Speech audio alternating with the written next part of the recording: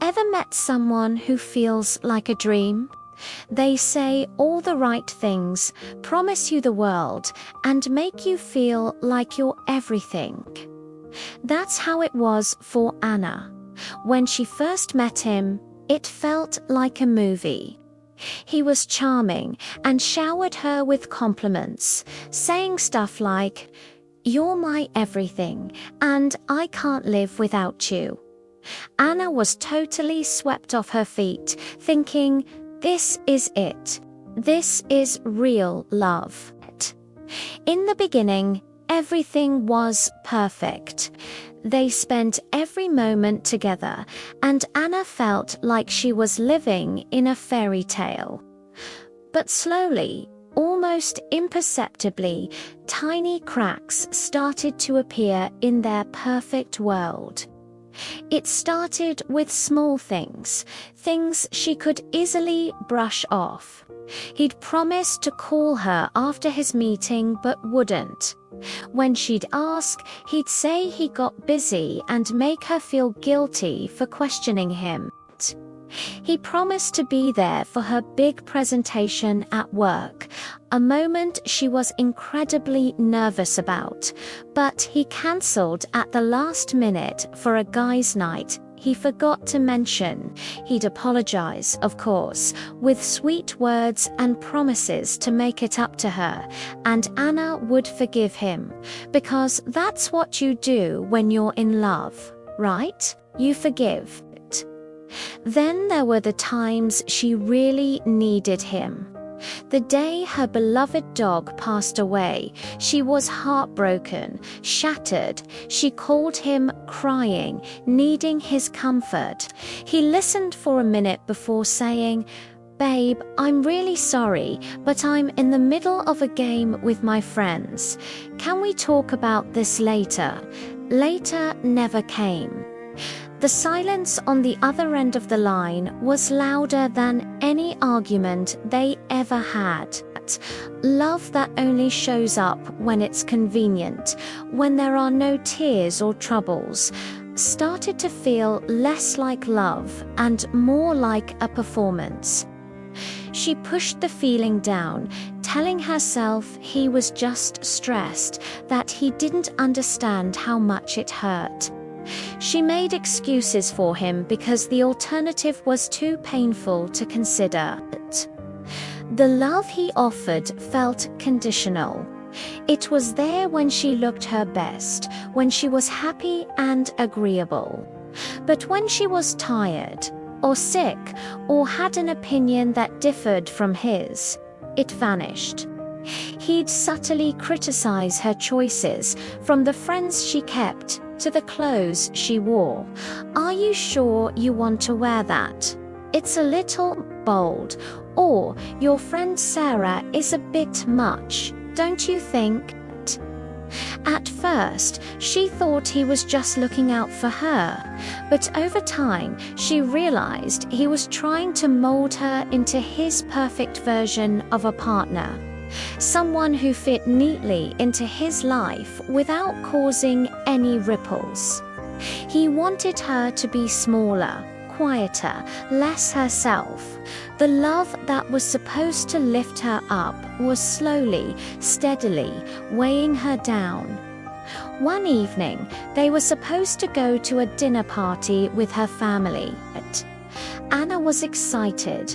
She wanted him to connect with the people who mattered most to her. An hour before they were supposed to leave, he announced he wasn't feeling up to it. No explanation, just a flat refusal. When Anna expressed her disappointment, he turned it around on her. "Why are you always trying to pressure me? You're so demanding. Can't you just go by yourself?" The words stung, not because they were loud, but because they were cold and calculated. In that moment, watching him casually scroll through his phone, completely indifferent to her hurt, a switch flipped in Anna's mind. She finally saw it clearly. The broken promises, the emotional unavailability, the subtle control, the criticism disguised as carrot, all clicked into place. This wasn't a fairy tale. This was a cage, gilded with sweet words and empty gestures. Love that controls isn't love, it's possession. Love that belittles isn't love, it's manipulation. Love that makes you feel lonely even when you're together isn't love, it's an illusion. And Anna had been clinging to that illusion with all her might, afraid to see the truth because she was afraid of being alone. The realization was terrifying, but it was also liberating. It was the permission she needed to choose herself. Walking away was the hardest thing she ever had to do. There were tears, doubts, and lonely nights where she almost convinced herself to go back. His voice would echo in her head, telling her she was making a mistake, that no one would love her like he did. And a part of her, the part he had made small and insecure, almost believed it.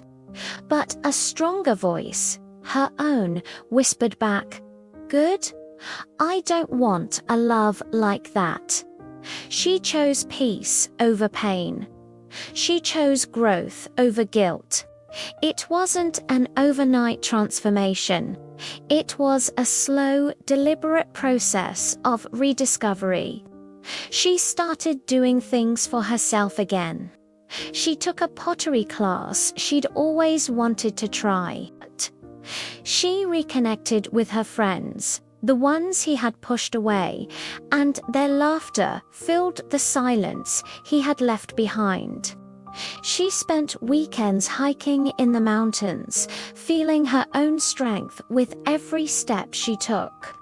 She was learning to be her own person again, not someone's supporting character.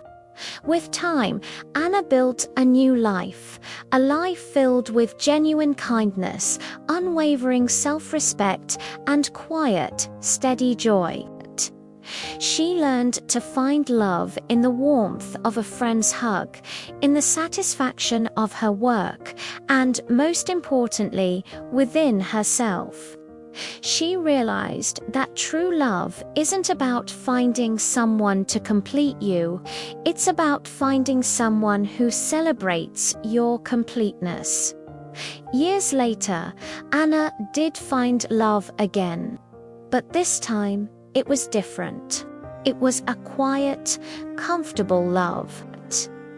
It was someone who listened, who showed up, who held her hand not to lead her, but to walk beside her.